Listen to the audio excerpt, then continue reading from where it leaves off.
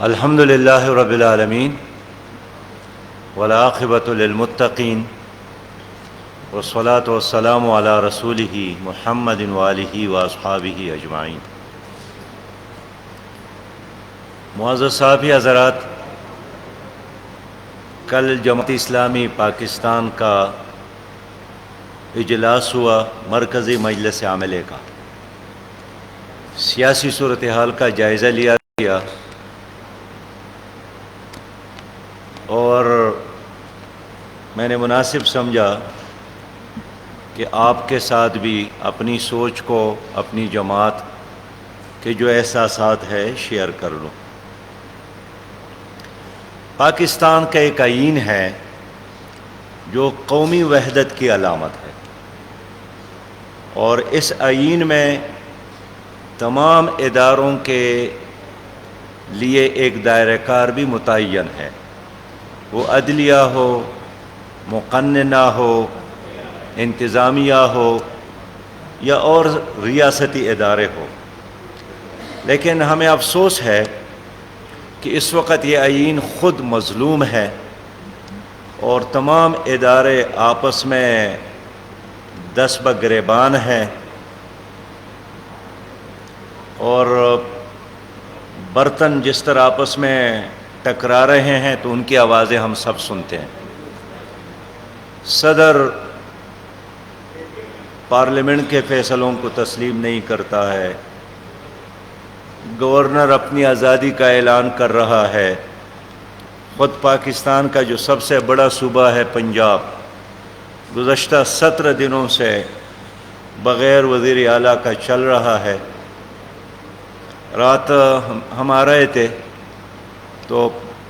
Police والوں کا ایک جمگٹا تھا، ان سے میں نے پوچھا کہ وزیر اعلیٰ کون ہے؟ انہوں نے کہا کہ صاحب ہمیں بھی پتہ نہیں ہے۔ اس وقت پاکستان میں ایک زہریلی پولرائزیشن ہے اور ایک سیاسی انتہا پسندی ہے، اور اس زہریلی پولرائزیشن کی وجہ سے ہمارے جو سیاسی اقدار تھے، جمہوری اقدار، پاکستانی اقدار، وہ سب کے سب ختم ہو رہے ہیں۔ گالیوں کا ایک گندا کلچر ہماری سیاست میں اس وقت عام ہے، اور سیاست جو کبھی دلیل کا نام تھا اور صبر کا نام تھا، استدلال کا نام تھا، سننے اور برداشت کرنے کا نام تھا، اب وہ کلچر ہی ختم ہو گیا ہے۔ ان حالات میں جماعت اسلامی کا موقف یہی ہے کہ افراد کی تبدیلی اور چہروں کی تبدیلی سے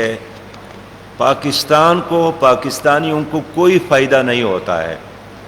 جب تک نظام کی تبدیلی نہ ہو، اور پاکستان میں گزشتہ ایک طویل عرصے سے نظام کی تبدیلی کی بجائے چوکیدار تبدیل ہوتے ہیں۔ کبھی روٹی، کپڑا اور مکان کے نام پر اس کو ایک بیانیہ بنایا جاتا ہے اور لوگوں کو دھوکہ دیا جاتا ہے۔ کبھی سب سے پہلے پاکستان کے نام پر عوام پر ایک ڈکٹیٹر مسلط ہوتا ہے، کبھی تبدیلی اور نیا پاکستان کے نام پر عوام کے ساتھ ایک ہاتھ کیا جاتا ہے۔ لیکن ان تمام بیانیوں اور نعروں کے وجہ سے کچھ لوگوں کو اقتدار کے مزے لینے کا موقع تو ملتا ہے، لیکن نہ غریب کی غربت ختم ہوتی ہے، نہ مظلوم کی مظلومیت ختم ہوتی ہے، اور نہ عام پاکستانی کو انصاف ملتا ہے۔ کوئی انقلاب، کوئی تبدیلی، کوئی خوشحالی وہ غریب کے حصے میں نہیں آتی ہے۔ بس یہی ایک کلاس ہے، ایک خاص مخصوص طبقہ ہے، گرمی ہو تو ان کو سردی لگتی ہے اور سردی ہو تو ان کو گرمی لگتی ہے۔ ان کے گھوڑے بھی ایئر کنڈیشن حالوں میں ہوتے ہیں، آئندہ 7 نسلوں کے لیے وہ پیسہ جمع کرتے ہیں، اور اس سیاسی زہریلی پولرائزیشن کا نقصان ہمیشہ عوام کو ہوا ہے، پاکستان کو ہوا ہے۔ اس پولرائزیشن کی وجہ سے پاکستان یہ دو لخت ہوا تھا، اور اس پولرائزیشن کی وجہ سے معیشت بیٹھ گئی ہے، ہم ایک قوم نہیں بن سکے بلکہ بکھر گئے ہیں، اور آج عام آدمی متاثر ہے، بے روزگاری میں اضافہ ہوا، مہنگائی میں اضافہ ہوا، ہمارے ادارے تباہ ہو گئے، اور انصاف کہیں بھی نہیں ملتا ہے، عدلیہ خود تباہی اور بربادی سے دوچار ہے، ان تمام اداروں پر لوگوں کا اعتماد ختم ہوا ہے۔ بس ایک ریئلٹی کے طور پر ادارے تو موجود ہے، لیکن وہ عوام کے لیے کوئی فائدہ مند ادارے نہیں ہیں، سیاست پر چند خاندانوں کا قبضہ ہے، اور ان خاندانوں کے قبضے کی وجہ سے غریب آدمی کا، عام آدمی کا، باصلاحیت آدمی کا، ملک کے لیے خدمت کرنے والے، جذبہ رکھنے والے آدمی کا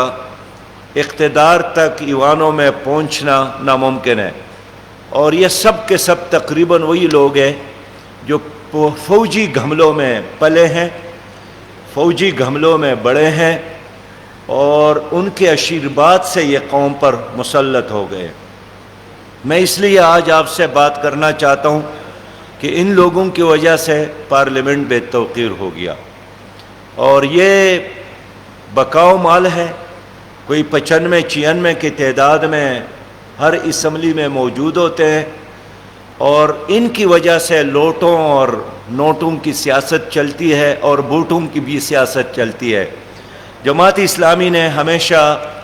اس سیاست سے نفرت کا اظہار کیا، اس لیے کہ عوام کی سیاست نہیں ہے، یہ مفادات کی سیاست ہے۔ یہ الیکٹیبلز ہے کون جس کو ہر پارٹی بغیر کسی اسکروٹننگ کا قبول کرتی ہے اور سر پر اور عوام کے کندھوں پر بٹھاتی ہے؟ یہ وہی مافیاز ہے، لینڈ مافیاز، آٹا مافیاز، ڈرگ مافیاز، پیٹرول اور ڈیزل مافیاز۔ یہی چند لوگ ہیں جو پیسے کی بنیاد پر پارٹیوں میں اپنے لیے جگہ بناتے ہیں، اور جانے والوں کو خدا حافظ کہتے ہیں، اور آنے والوں کے ساتھ گلے ملاتے ہیں، اور پھر اسی گھملے کا پھول بن کر خوشبو بکھیرنے کی کوشش کرتے ہیں۔ لیکن یہ بے رنگ بے بو بے ذائقہ لوگ ہیں جنہوں نے کبھی بھی ڈیلیور نہیں کیا، جنہوں نے کبھی بھی عوام کے ساتھ انصاف نہیں کیا۔ پاناما پیپرز میں انہی لوگوں کے نام تھے، پنڈورا پیپرز میں انہی لوگوں کے نام ہے، نیب میں یہی لوگ مطلوب ہے، بینکوں کو لوٹنے والے یہی لوگ ہیں، قرض لینے والے یہی لوگ ہیں۔ تو یہی لوگ مزے کرتے ہیں، اور بوجھ سارا وہ غریب عوام پر آتا ہے۔ اس لیے جماعت اسلامی نے ہمیشہ اس سیاست سے بیزاری کا اظہار کیا ہے، اور یہ وہی لوگ ہیں جنہوں نے پی ایچ ڈی کیا ہے کرپشن میں، اور ان کا کرپشن پکڑنا بھی مشکل کام ہے، اور اتنے بااثر ہوتے ہیں کہ اگر پکڑی بھی جائیں تو پھر عدالت ان کو سزا نہیں دے سکتی ہے۔ میرے پیارے بھائیوں، میں اس لیے عرض کرنا چاہتا ہوں کہ پرانے نظام کے لیے نئے چوکیدار دوبارہ آ گئے، اور 10 اپریل کو نیا وزیر اعظم بن گیا۔ آج 38 رکنی کابینہ نے حلف اٹھایا، اور کچھ لوگ سمجھتے ہیں کہ شاید یہ ایک انقلاب ہے، یہ ایک تبدیلی ہے، لیکن نہ پرانی تبدیلی حقیقی تبدیلی تھی، نہ آج کی تبدیلی حقیقی تبدیلی ہے۔ جس طرح سورج مشرق سے طلوع ہوتا ہے اور مغرب میں غروب ہوتا ہے، اور لوگ بدلتے رہتے ہیں، تو نظام وہی ہے جس نے آپ کے ملک کو، آپ کی سیاست کو، آپ کے اداروں کو یرغمال بنایا ہے۔ صرف یہ چوکیدار بنتے ہیں، تو اس چوکیدار کا نام کبھی خادم پاکستان ہوتا ہے، اور کبھی خادم اعلیٰ ہوتا ہے، اور کبھی قائد عوام ہوتا ہے، لیکن وہی گندگی کا ایک ڈیر ہے جس کے لیے نیا پہرہ دار آتا ہے۔ عوام کو اس سے کچھ نہیں ملنا ہے۔ میں اس لیے آپ سے یہ بات کرنا چاہتا ہوں کہ جماعت اسلامی سمجھتی ہے کہ اللہ تعالیٰ نے پی ٹی آئی کو بھی ایک موقع دیا تھا، کاش وہ ڈیلیور کرتی۔ نوجوانوں نے ساتھ دیا تھا، اوورسیز پاکستانیوں نے ساتھ دیا تھا، لوگوں نے بہت محبتوں سے نوازا تھا، اور پھر شاید پاکستان کی پہلی حکومت ہے جن کو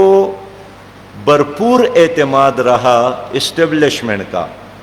اور اسٹیبلشمنٹ بھی روز اعلان کرتی تھی اور حکومت بھی کہ ہم ایک پیج پر ہے، یہاں تک کہ اس حکومت کی ترجمانی کا فریضہ بھی ISPR ادا کرتے تھے۔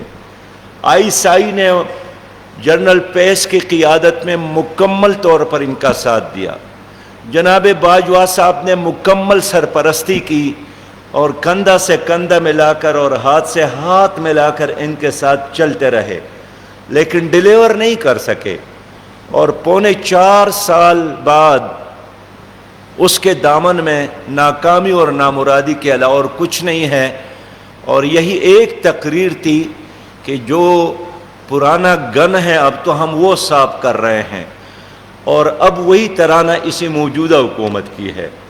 اس وقت جو وزیر اعظم صاحب اور کیبنٹ نے حلف اٹھایا ہے،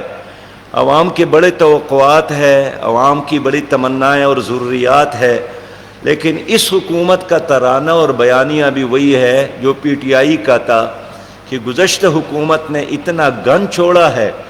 کہ 1 سال تو اس کے لیے بالکل ناکافی ہے، اور اس کے لیے تو 5 سال بھی ناکافی ہے۔ میں اس لیے کہنا چاہتا ہوں کہ اب جناب شہباز شریف صاحب کو ماضی سے سیکھنا چاہیے،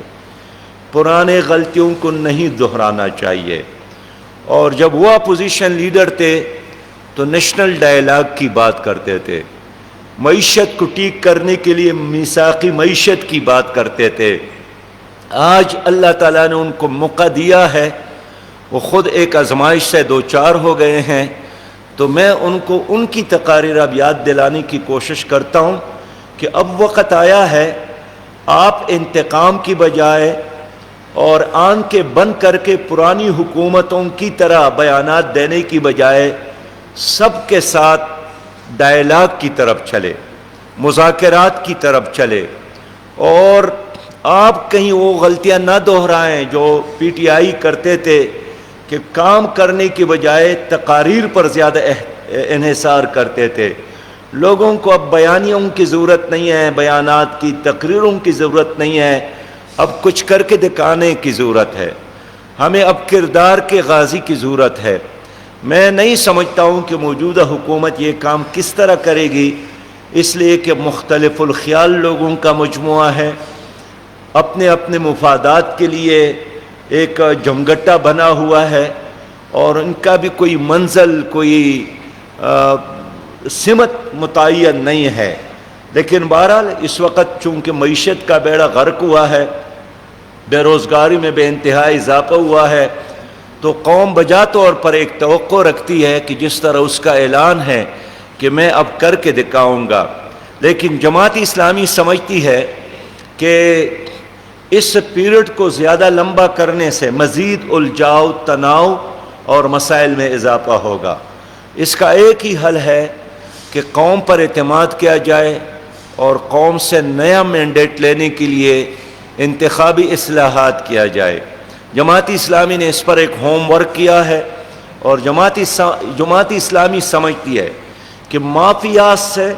اور الیکٹیبل سے نجات کا ایک ہی راستہ ہے کہ ملک میں متناسب نمائندگی کی بنیاد پر الیکشن ہو۔ متناسب نمائندگی کیا ہے؟ متناسب نمائندگی کا طریقہ بہت سارے جمہوری ممالک میں موجود ہے۔ اس میں لوگ کریکٹر کو ووٹ دیتے ہیں، منشور کو ووٹ دیتے ہیں، پارٹی کی لیڈر اور ویژن کو ووٹ دیتے ہیں، اور جتنے ووٹ ان کے صندوق میں جمع ہو جاتے ہیں، وہ 1 کروڑ ہو، 2 کروڑ ہو، تو ووٹوں کے تعداد کے لحاظ سے ان کو اپنے ممبران اسمبلی میں بٹھانے کی اجازت اور صلاحیت ملتی ہے۔ پھر ہر لیڈر کا کام ہے کہ کس طرح معاشرے میں باصلاحیت لوگوں کو اسمبلی میں بٹھائیں تاکہ وہ معیشت کے بھی ماہر ہو، وہ زراعت کے ماہر ہو، وہ تعلیم کے ماہر ہو، وہ دیانتدار پاک باز ہو، 62 اور 63 پر پورا اترتا ہو۔ اس لیے ہمارے ملک کے مسائل کا حل متناسب نمائندگی ہے۔ ہم نے انتخابی اصلاحات کے حوالے سے فیصلہ کیا ہے کہ ہم باقی جماعتوں سے بھی اس پہ مذاکرات کریں گے۔ ماضی میں بھی اس پر میں نے عمران خان صاحب سے بات کی، مسلم لیگ کے صدر صاحب سے بات کی، آصف علی زرداری صاحب سے بات کی، لیکن موجودہ ماحول میں ہم نے مناسب سمجھا اور ایک کمیٹی ہم نے بنائی ہے، جناب لیاقت بلوچ صاحب، جناب مشتاق احمد خان صاحب اور اس طرح جناب امیر العظیم صاحب اور جناب میاں محمد اسلم صاحب اس کمیٹی کی ممبران ہیں۔ ہم چاہتے ہیں کہ ہم تمام سیاسی قوتوں کے ساتھ متناسب نمائندگی اور الیکشن ریفارمز پر مذاکرات کرے، تاکہ کنسنسس کے ساتھ الیکشن ریفارمز کے بعد قوم ایک نئے مینڈیٹ کا موقع پا سکے، اس لیے کہ نئے مینڈیٹ کے علاوہ مسائل کا کوئی حل نہیں ہے۔ محترم صاحب حضرات، اس وقت عمران خان صاحب نے ایک اعلان کیا ہے کہ امریکہ نے میرے خلاف سازش کی ہے، اور ان کے ساتھ ان کے جیب میں ایک خط ہے جو وہ جلسوں میں دکھاتا ہے۔ یہ ایک معمہ ہے، مجھے تو خود وہ خط پڑھنے کا موقع نہیں ملا ہے، اس لیے میں نے جوڈیشل کمیشن کا مطالبہ کیا ہے کہ اس وقت نئی حکومت کی بیانیے پر بھی لوگ اعتماد نہیں کرتے، اور اس کا موقف بھی اب تک کلیئر نہیں ہے کہ خط ہے یا نہیں ہے، ایک معمہ ہے جس کو حل کرنے کی ضرورت ہے۔ اس لیے آج پھر میں جوڈیشل کمیشن کا مطالبہ کرتا ہوں سپریم کورٹ سے کہ تمام فریقوں کو بلایا جائے اور تمام فریقوں کو بٹھایا جائے۔ سپریم کورٹ پر عوام کا اعتماد ہے، اور وہ دودھ کا دودھ اور پانی کا پانی کر کے لوگوں کو بتائیں کہ کیا امریکہ نے واقعی یہ خط لکھا ہے، اس میں واقعی یہ دھمکی موجود ہے کہ اگر وزیر اعظم عمران خان صاحب ہے تو ہم اس کو نہیں چھوڑیں گے، ہم پاکستان کو معاف نہیں کریں گے۔ جماعت اسلامی نے ہمیشہ امریکہ کے خلاف تحریک چلائی ہے، باقی لوگ تو اب یہ بات کرنے لگے ہیں۔ جماعت اسلامی سے کا تو ڈے ون سے یہ موقف ہے کہ امریکہ کبھی بھی ہمارا دوست نہیں ہو سکتا ہے۔ آپ کو یاد ہوگا کہ جماعت اسلامی نے 5 سال گو امریکہ گو تحریک چلائی، جماعت اسلامی نے کیرے لوگر بل کے خلاف تحریک چلائی، جماعت اسلامی نے سی ٹی بی ٹی کے خلاف تحریک چلائی تھی، جماعت اسلامی نے ڈرون حملوں کے خلاف تحریک چلائی، جماعت اسلامی نے امریکی افواج کے اور نیٹو افواج کے افغانستان کے میں مداخلت کے خلاف تحریک چلائی۔ تو جماعت اسلامی کا پہلے سے یہ موقف ہے کہ ہمیں امریکی غلامی منظور نہیں ہے، امریکہ کبھی بھی ہمارا دوست نہیں ہو سکتا ہے۔ کشمیر کے مسئلے پر امریکہ ہندوستان کا ساتھی ہے، فلسطین کے مسئلے میں امریکہ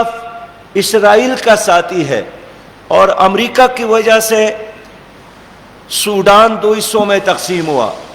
اور مشرقی سوڈان جنوبی سوڈان جدا کیا گیا، اس لیے کہ وہاں عیسائیوں کی اکثریت تھی۔ امریکہ کی مداخلت کی وجہ سے مشرقی تیمور جدا ہوا انڈونیشیا میں، اور یہ پوری تاریخ گواہی دیتی ہے کہ کبھی بھی امریکہ نے مسلمانوں کے ساتھ، اسلامی ممالک کے ساتھ انصاف نہیں کیا ہے۔ انہوں نے حکمرانوں کو اپنے مفادات کے لیے استعمال کیا ہے، اور یہ امریکہ کا طریقہ ہے کہ ہر ملک میں وہ حکومت بھی اپنی مرضی کا لاتا ہے اور اپوزیشن بھی اپنی مرضی کا رکھتا ہے۔ 2018 میں جب الیکشن ہوا اور جماعت اسلامی کو کامیابی نہیں ملی، تو امریکی اسٹیبلشمنٹ نے الیکشن کے نتائج پر بہت اطمینان کا اظہار کیا تھا کہ دہشت گرد ہار گئے۔ اسی طرح مودی نے خوشحالی کا اظہار کیا تھا کہ دہشت گرد ہار گئے۔ یہاں بھی جو بااثر طبقے ہیں انہوں نے بھی اطمینان کا اظہار کیا کہ پاکستان کے لوگوں نے دہشت گردوں کو اسمبلی میں جانے نہیں دیا، لیکن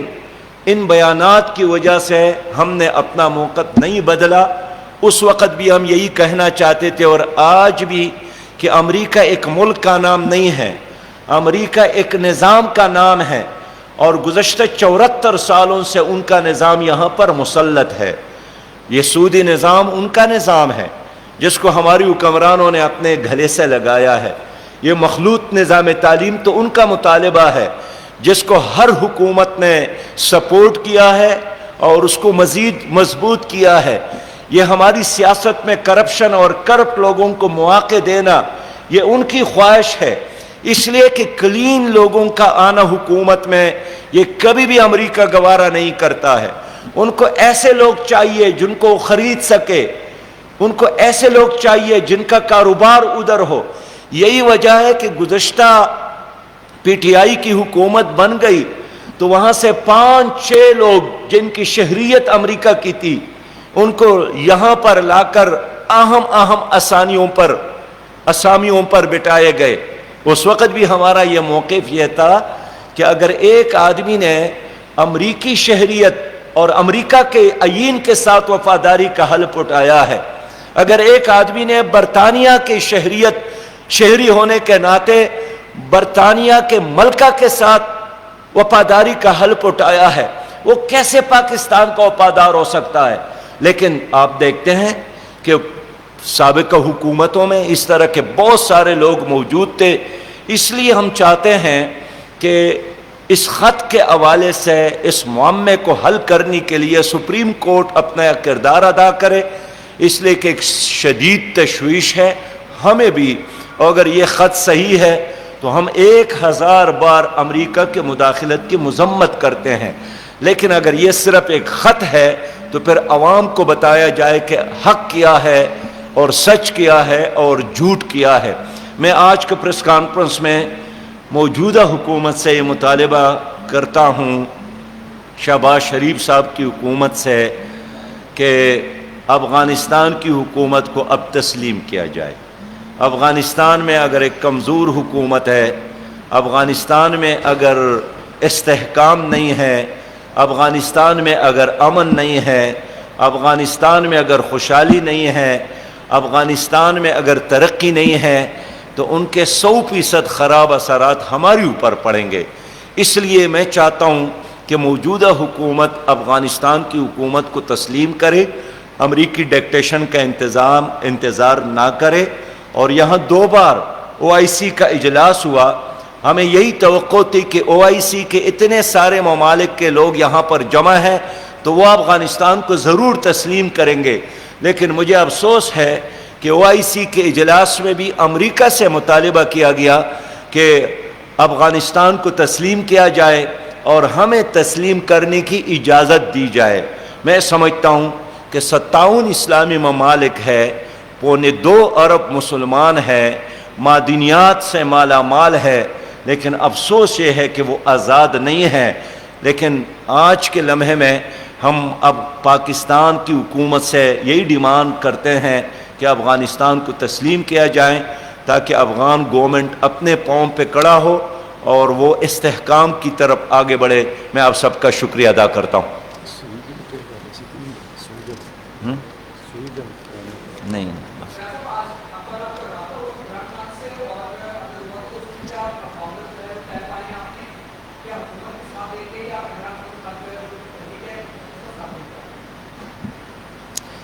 دیکھیے، کل عمران خان صاحب کی کال آئی تھی اور موجودہ ہمارا تو پہلے سے نقطہ نظر ہے کہ سیاسی لوگوں میں رابطے ہونے چاہیے، ڈائلاگ ہونا چاہیے۔ اب ان کے ساتھ کیا پلان ہے، ہماری کیا سوچ ہے، یہ تو مستقبل میں جا کر ہم بتا سکتے ہیں، بتائیں گے، لیکن اس وقت انہوں نے رابطہ کیا اور ہم نے ان کے رابطے کو ویلکم کیا۔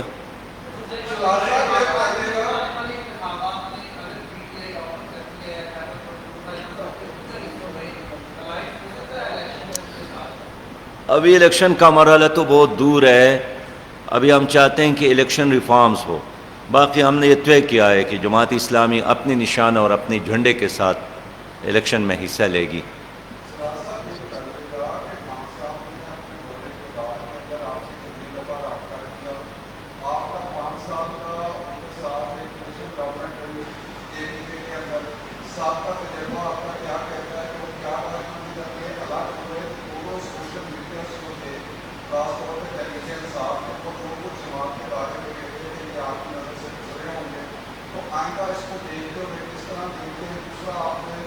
جو نمائندگی کی بات کی، مناسب نمائندگی کی بات کی، یہ جماعت کا پرانا ایک پہلے بھی یہ کہتے تھے کہ مناسب نمائندگی ہونی چاہیے.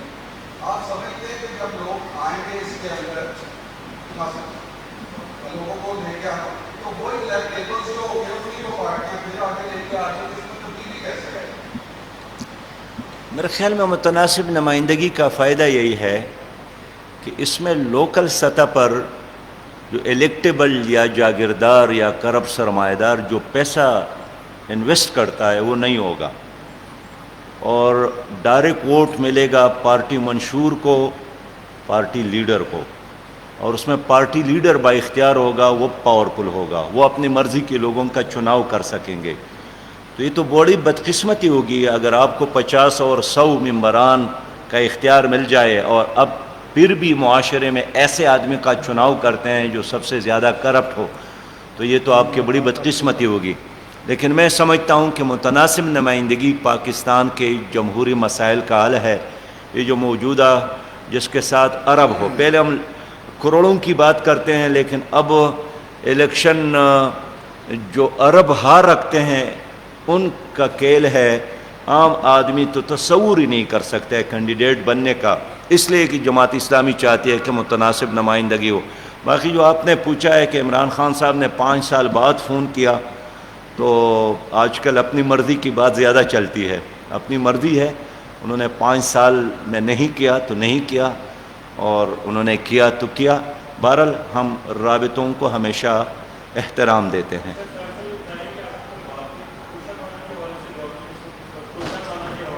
جی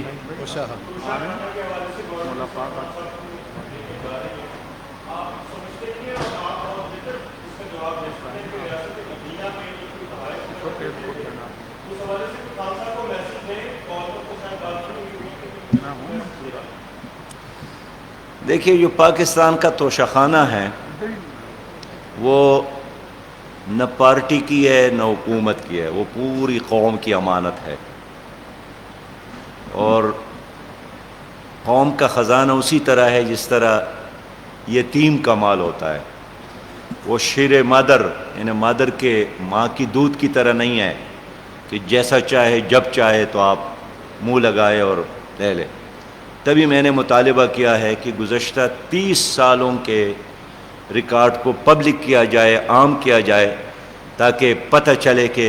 کس وزیر اعظم نے توشہ خانے کے ساتھ کیا سلوک کیا ہے.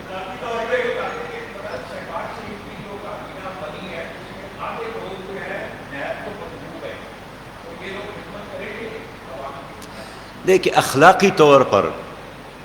جس آدمی کا کیس نیب میں ہو ان کو نہ وزیر اعظم بننا چاہیے نہ وزیر بننا چاہیے،